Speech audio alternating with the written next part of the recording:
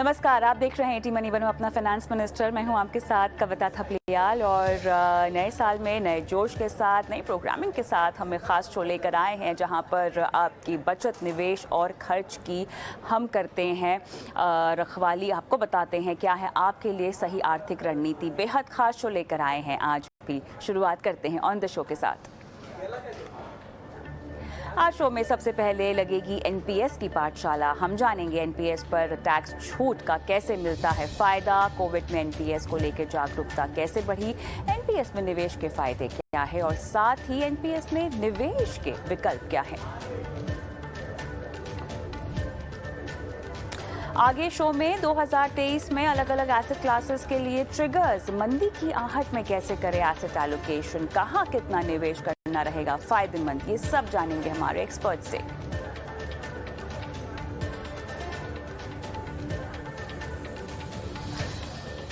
Show के आखिरी आधे घंटे में होगा सवाल जवाब का सेशन जहां पर हम बताएंगे आपको कि महंगाई को मात देने वाला रिटर्न कहां से मिलेगा, कौन से निवेश के विकल्प हैं जो महंगाई को मात देकर आपको कमा कर देंगे मुनाफा। निवेश से पहले लक्ष्य तय करना आखिर क्यों है जरूरी, संतुलित पोर्टफोलियो क्या होता है, क्यों इसको बनाना जरूरी है, कैसे इसके लिए कदम उठाए जाएं, हमारे एक्सपर्ट से जानेंगे इसके रहस्य। और साथ ही आपको बताएंगे कैसे बनाएं एक बैलेंस पोर्टफोलियो, निवेश, इंश्योरेंस और क्रेडिट कार्ड, क्रिप्टो करेंसी से जुड़े सवाल अगर आप भी हमसे पूछना चाहते हैं तो अपने सवाल हमें व्हाट्सएप कर सकते हैं। व्हाट्सएप नंबर आपकी स्क्रीन पे फ्लैश हो रहा है 9619873567। इस नंबर पर अपने सवाल हमें भेजिए, हमें इंतजार होता है आपके सवालों का। हम कराते हैं आपकी फाइनेंशियल प्लानिंग शो पर।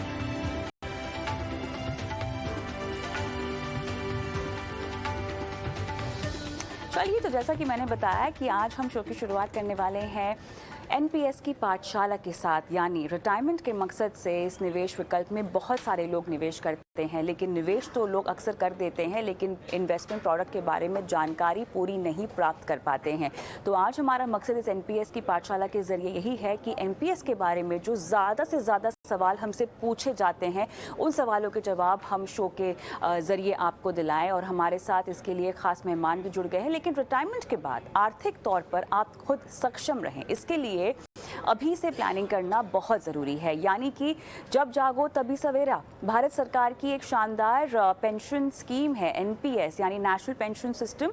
ये एक ऐसी स्कीम है जहां आपको रिटायर होने के बाद वित्तीय सुरक्षा मिलती है ताकि आप अपनी तमाम आर्थिक ज़रूरतों को पूरा कर सके। और इसके आज अलग अलग पहलुओं पर बात करेंगे। अनंत गोपाल दास, ईडीपीएफआरडी हमारे साथ जुड़ गए हैं। आनंद जी, गुड इवनिंग, बहुत बहुत स्वागत है आपका एटी मनी बनूं अपना फाइनेंस मिनिस्टर में। एक ऐसा शो जहां पर हम निवेशकों को आर्थिक तौर पर जागरूक रखते हैं, उन्हें बताते हैं कि कैसे अपने निवेश से ज़्यादा मुनाफा कमाएं। तो आज एनपीएस की जो हमने पाठशाला लगाई है, सबसे पहले मैं शुरुआत करना चाहती हूँ इस पे जो टैक्स इम्प्लीकेशंस हैं उससे लेकर। एनपीएस एज अ प्रोडक्ट अगर आप इसमें निवेश करते हैं तो आपको टैक्स छूट कहाँ कहाँ मिलती है, पहले तो हमें ये बता दीजिए। नमस्कार और धन्यवाद मुझे यहाँ बुलाने के लिए। देखिए, बेसिकली जो नेशनल पेंशन सिस्टम की स्कीम है उसमें टैक्स बेनिफिट मिलता है दोनों जगह पे। एक आपको जब कंट्रीब्यूशन करते हैं, जैसे आप एक्यूमुलेशन स्टेज पे आपको बेनिफिट मिलता है, और जब आप स्कीम से निकलते हैं that is we call exit, वहां मिलता है। अब कंट्रीब्यूशन स्टेज पे कैसा मिलता है कि जैसे टैक्स बेनिफिट एक हमारे जो नॉर्मली हम जानते हैं 80cc में 80C का बेनिफिट मिलता है टैक्स में 1.5 लाख तक। एनपीएस भी इसमें कवर है, तो आप एनपीएस में जमा करके 1.5 लाख के अंदर 80C की बेनिफिट ले सकते हैं। और एक एडिशनल डिडक्शन मिलता है जो कि 50,000 का है, वो सिर्फ एनपीएस के लिए मिलता है। वो अंडर सेक्शन 80cc(1)(b) में मिलता है। और ये पर्टिकुलर सेक्शन एनपीएस के लिए ही लागू है और किसी प्रोडक्ट के लिए लागू नहीं है, जबकि सरकार ने इसको एनपीएस के लिए उपलब्ध कराया। और दूसरा है कि जैसे एम्प्लॉयर हमारे एनपीएस पे जो योगदान करते हैं, तो जो एम्प्लॉय उनकी होते हैं उनकी 10% ऑफ द बेसिक सैलरी जो एम्प्लॉयर कंट्रीब्यूट करते हैं वो छूट मिलता है। हालांकि पिछले बजट पे इसका एक कैप भी उन्होंने घोषित किया था। वो है लगभग अप टू 7.5 लाख पे एनपीएस या बाकी जो प्रोडक्ट है सारे की छूट उसी पे कवर होगा। और एम्प्लॉयर जो कि इसमें जमा करते हैं एम्प्लॉय की बिहार पे, उनको भी वो भी क्लेम कर सकते हैं deduction towards the business expenses. तो ये जो एम्प्लॉयर और एम्प्लॉय को ये एक विन विन सिचुएशन क्या बोल सकते हैं, एम्प्लॉय को भी मिलता है, एम्प्लॉयर को भी मिलता है और वो एग्जिट पे जॉइन करते हैं। अपना एग्जिट पे क्या क्या आपको टैक्स बेनिफिट मिलता है?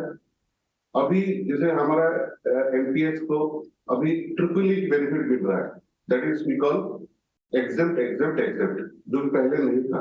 ये कुछ साल पहले ही ये घोषित हुआ है।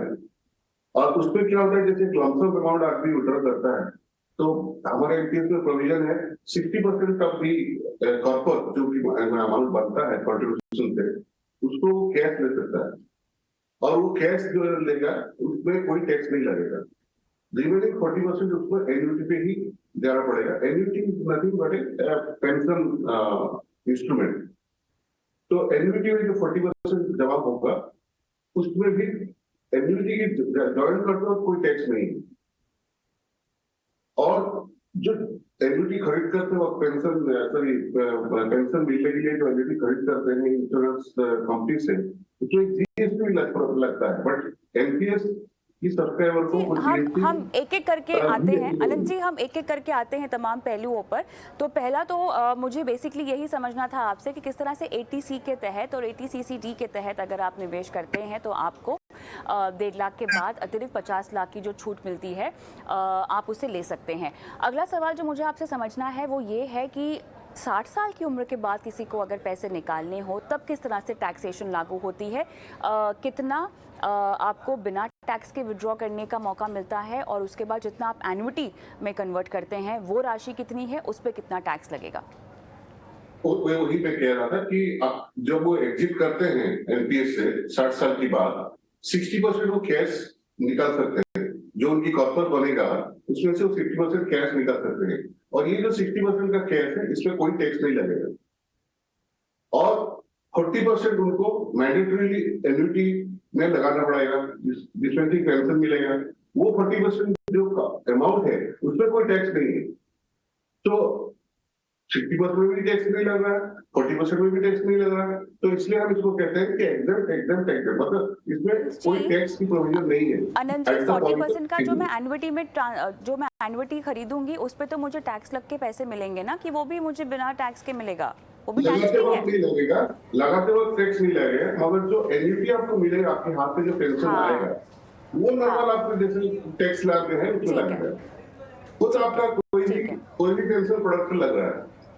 बिल्कुल बिल्कुल बिल्कुल, ठीक है। चलिए, तो यहाँ पर और ये जो टैक्स नियम है, मुझे ये समझना है कि सरकारी कर्मचारी हो या प्राइवेट एम्प्लॉई हो, सब पर एक ही तरह के नियम है कि अलग अलग नियम है? नहीं, सबको एक ही तरफ से नहीं हो। ठीक है। अनंत जी, हमें ऐसे हमारे शो पर बहुत सारे सवाल आते हैं एनपीएस को लेकर, जहां पर लोगों को ये जानना होता है कि सरकारी कर्मचारी के लिए और एक प्राइवेट एम्प्लॉय के लिए क्या फ़र्क है एनपीएस स्कीम में। एक होती है ऑटो चॉइस और एक होती है एक्टिव चॉइस। अलग अलग तरह की स्कीम्स होती हैं एनपीएस के तहत, जो आप अपनी रिस्क एपेटाइट, अपनी जोखिम उठाने की क्षमता के मुताबिक उसका चयन कर सकते हैं। लेकिन सबसे पहले अगर मैं सरकारी कर्मचारी के लिहाज से समझना चाहूँ तो एनपीएस स्कीम का स्ट्रक्चर कितना अलग है अनंत जी प्राइवेट एम्प्लॉय के मुकाबले? देखिए, basic design of NPS is similar to both private as well as government. So NPS product हिसाब से कोई डिफरेंस नहीं है। बाकी ये है कि एनपीएस जैसे जिन्होंने जो भी एनपीएस सेंट्रल गवर्नमेंट एम्प्लॉइज के लिए मैंडेटरी है, जो स्टेट गवर्नमेंट एनपीएस पे ज्वाइन किए हैं उनके लिए वो मैंडेटरी है, जो कि कॉर्पोरेट सेगमेंट में ये मैंडेटरी नहीं है, ये वॉलंटरी है। जो कॉर्पोरेट उसको मैंडेटरी करना चाहे उनके एम्प्लॉयज के लिए वो मैंडेटरी होगी, अदरवाइज ये वॉलंटरी रहेगी। जिसको ज्वाइन करना है, पहले क्या होता है कॉर्पोरेट ज्वाइन कर लेता है और उसके बाद वो ये ऑप्शन एम्प्लॉय को दे देता है कि आपको अगर एनपीएस पे ही ज्वाइन करना है आप कर सकते हैं। In addition to the EPF scheme जो उनकी ऑलरेडी चल रहा है, मोस्ट ऑफ द कॉर्पोरेट्स का ईपीएफ स्कीम है। तो उनके हाँ, साथ ही negation to that they offer this NPS also a retirement solution, retirement product.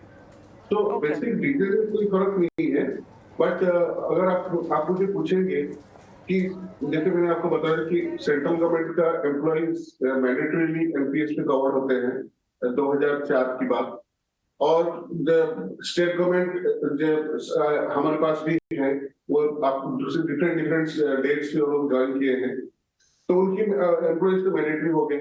Corporates में अगर देखा जाए हमारे पास लगभग 12,000 कॉर्पोरेट्स ऑलरेडी रजिस्टर्ड हैं एनपीएस प्रोवाइड करने के लिए उनकी एम्प्लॉइज को। और अभी अगर आप मुझे पूछेंगे कि central government other than central government और state government public sector employ enterprise भी हमारे पास ज्वाइन किए हैं, लगभग 61 पब्लिक सेक्टर सीपीएसई जिसको हम कहते हैं, उन्होंने भी एनपीएस एडॉप्ट किया है और उनकी एम्प्लॉइज भी हमारे पास आए हैं। तो बहुत सारे बड़े बड़े सीपीएसई भी हमारे पास आज की डेट पे एनपीएस पे ज्वाइन कर चुके हैं। तो बेसिकली अगर आप मुझे पूछे तो एनपीएस का बेसिक डिजाइन में कोई फर्क नहीं है, जी, ओनली बिल्कुल। How you adopted it. हाँ, हाँ। तो अनंत जी, मतलब अगर हम पेंशन फंड मैनेजर्स की बात करें तो जो विकल्प एक प्राइवेट एम्प्लॉय के पास है वही एक सरकारी कर्मचारी के पास भी होंगे। पेंशन फंड मैनेजर्स का चयन करने का, चुनाव करने की जो आज़ादी है, जो फ्लेक्सिबिलिटी है, जो बदलाव करने की फ्लेक्सिबिलिटी है, वो दोनों तरह के कर्मचारियों के पास है, सरकारी और प्राइवेट।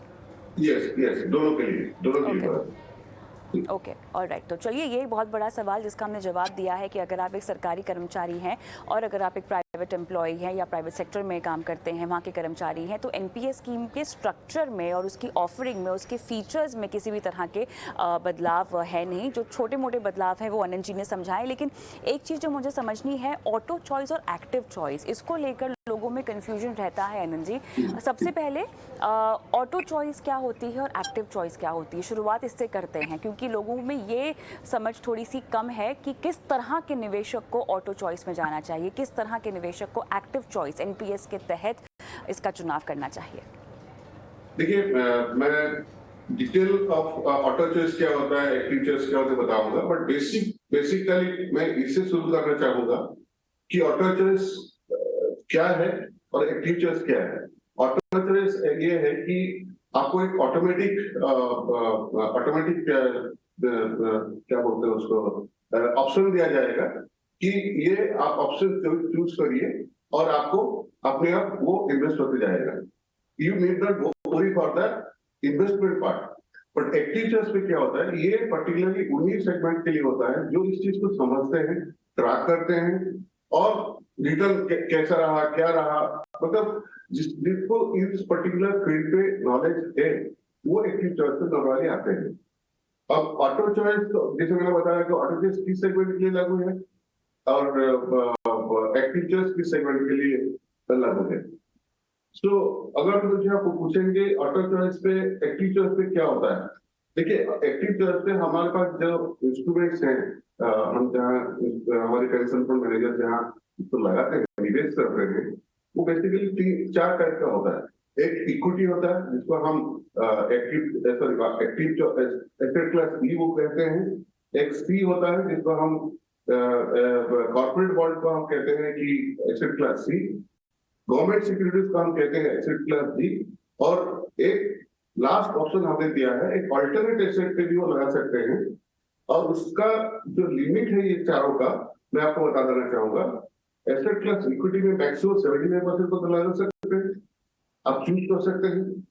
कॉर्पोरेट बॉन्ड में और गवर्नमेंट सिक्योरिटी आप 100% तक चूज कर सकते हैं और एसेट क्लास में मैक्सिमम 5% आप चूज कर सकते हैं। जो सब्सक्राइबर बेसिकली क्या होता है, ये सब्सक्राइबर ऊपर में है कि वो क्या चूज करते हैं। पेंशन फंड मैनेजर्स खुद अपनी तरफ से कोई इन्वेस्टमेंट ऑप्शन नहीं देते हैं, based on the subscribers option pension fund managers को मार्केट पे इन्वेस्ट करते हैं। तो अगर कोई सब्सक्राइबर कहता है कि मैं 100% गवर्नमेंट सिक्योरिटी में लगाना चाहता हूँ, fine, the pension fund manager will invest in the market in the government security for up to 100% for that particular subscriber. So these are the basically active choice जिसमें कि सब्सक्राइबर खुद decision लेता है मुझे कहाँ इन्वेस्ट करना है, ई में इन्वेस्ट करना है, सी में इन्वेस्ट करना है, जी में इन्वेस्ट करना है और ए में इन्वेस्ट करना है, टू दी लिमिट फिक्स इससे ऊपर नहीं कर सकते। और ऑटो चॉइस में क्या होता है, ये सब्सक्राइबर का फंड 3 एसेट क्लास में डिवाइड हो जाता है, E C G, equity, corporate bond और G, with a similar proportion, say 33, 33, 34. Then what happens? This investment pattern remains till the age of 35 years same. 35 years के बाद वो equity level, equity percentage धीरे धीरे घटना चालू होता है। आप अगर देखिए, हमारे पास 3 स्कीम होता है, एक कंजर्वेटिव होता है, एक मॉडरेट होता है, एक एग्रेसिव होता है। ये नाम जैसे बता रहा है, उसी तरह कंजर्वेटिव मतलब मैक्सिमम आप 25% इक्विटी में लगा सकते हैं, और मॉडरेट पे 50% इक्विटी पे लगा सकते हैं मैक्सिमम, और एग्रेसिव जो लोग एग्रेसिवली डिसीजन लेते हैं तो वो 75% तक जा सकते हैं। बट ये क्या होगा, 35 इयर्स के बाद एलसी 25 जो कंजर्वेटिव फंड कंजर्वेटिव साइकिल है वो 1% के साथ घटते जाएगा, और मॉडरेट लाइफ साइकिल में वो 2% के साथ घटते जाएगा, और एग्रेसिव लाइफ साइकिल में ये 4% तक घट जाएगा। इसके पीछे ये वो है कि why this reduction, may be the more you attain the age, your equity exposure should get little reduced. That is the basic idea of whole reduction. So ये basically auto ये जो life cycle funds को दिया हुआ है, this is for the people who would like to go for their own choice. But active choice वही लोग करना चाहिए जो भी ट्रैक कर सकते हैं, अंडरस्टैंड कर सकते हैं ईच एसेट क्लास को, और एफिशिएंटली एक्टिवली एलोकेट करें उनकी और रिस्क एपिटाइट के हिसाब से। ऑटो चॉइस उनके लिए है जो इतना अच्छा डिसीजन मेकिंग नहीं है इन्वेस्टमेंट पोर्टफोलियो के लिए, उनके लिए मैं कहूंगा कि auto choice is the best.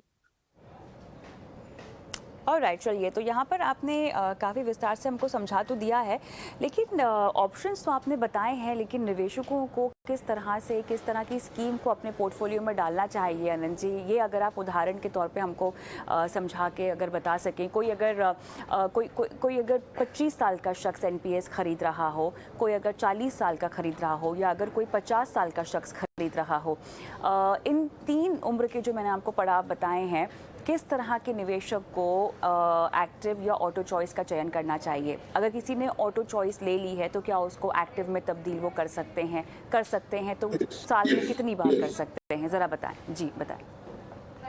देखिए, पहले जो आपकी सवाल है, जो आपने 3 एज ब्रैकेट दिया, बेसिकली एज की अभी बहुत ज्यादा वो नहीं होता है, एक मापदंड नहीं होता है, क्योंकि आज की डेट में हम ये भी देख रहे हैं कि 60 साल के ऊपर भी लोग इक्विटी एक्सपोजर ले रहे हैं जो कि ऑटो चॉइस एक्टिव चॉइस पे जा रहे हैं।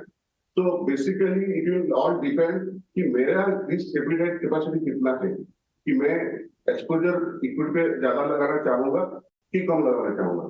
बट एक चीज और बताना चाहूंगा, ये देखा गया है इक्विटी पे जो लोग 4 से 5 साल के ऊपर रहते हैं तो इक्विटी उनको अच्छा रिटर्न देता है।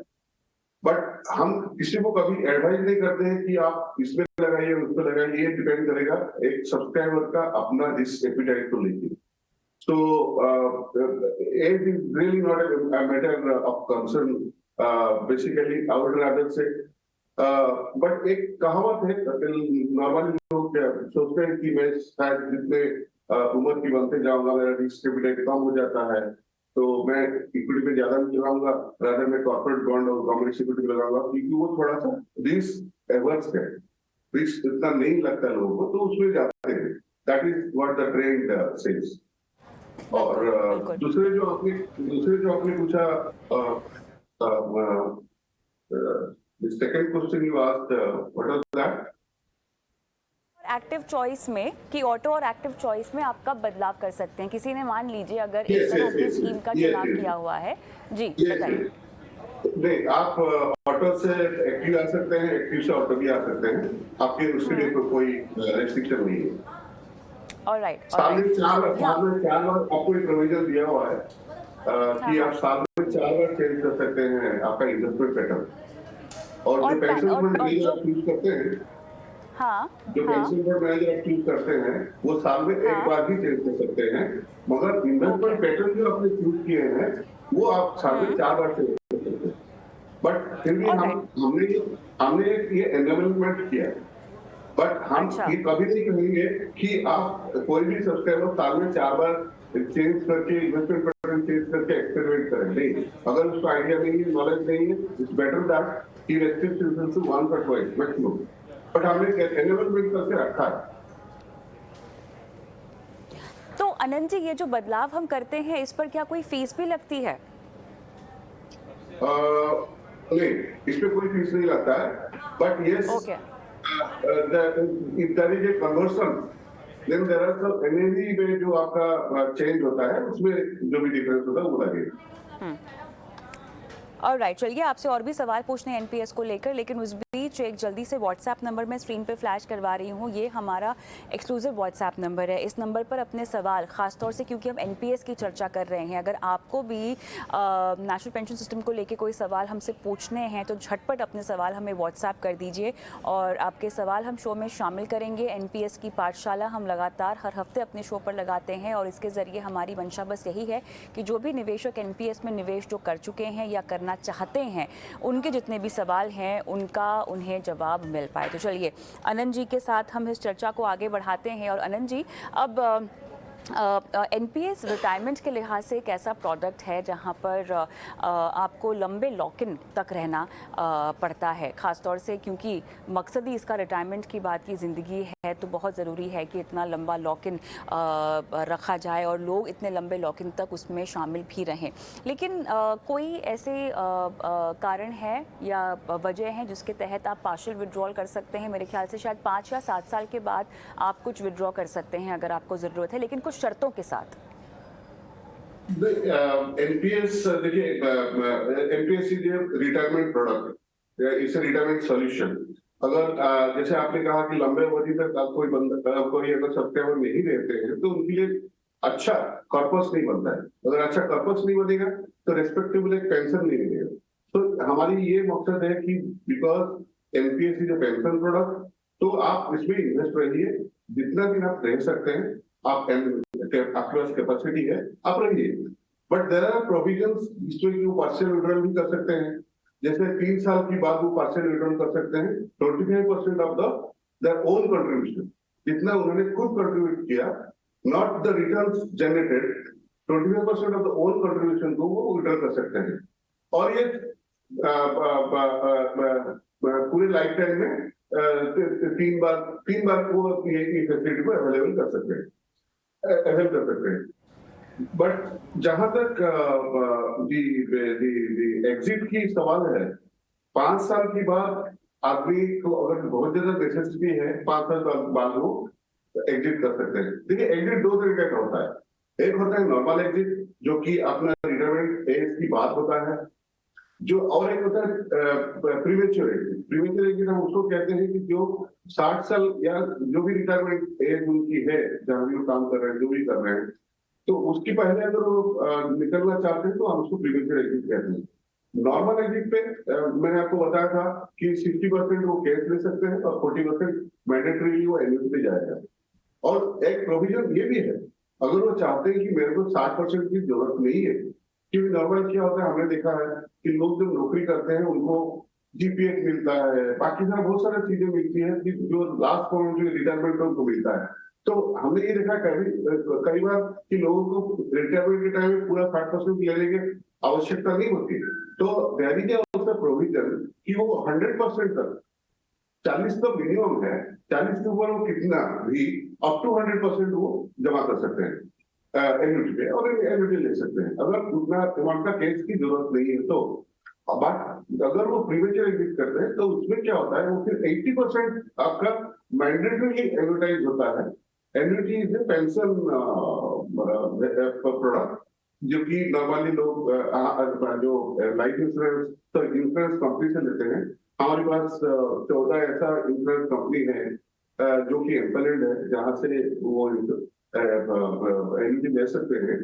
और वो क्या होता है, 80 और 20% हो जाता है। 80% एन्युटी में चला जाता है, 20% कैश मिलता है। और अगर वो मान लीजिए बाई चांस उनकी किसी दुर्भाग्यवश कारण की वजह से उनकी डेथ हुआ, तो सारे का सारा पैसा जो है नॉमिनी को कैश पे मिल जाता है।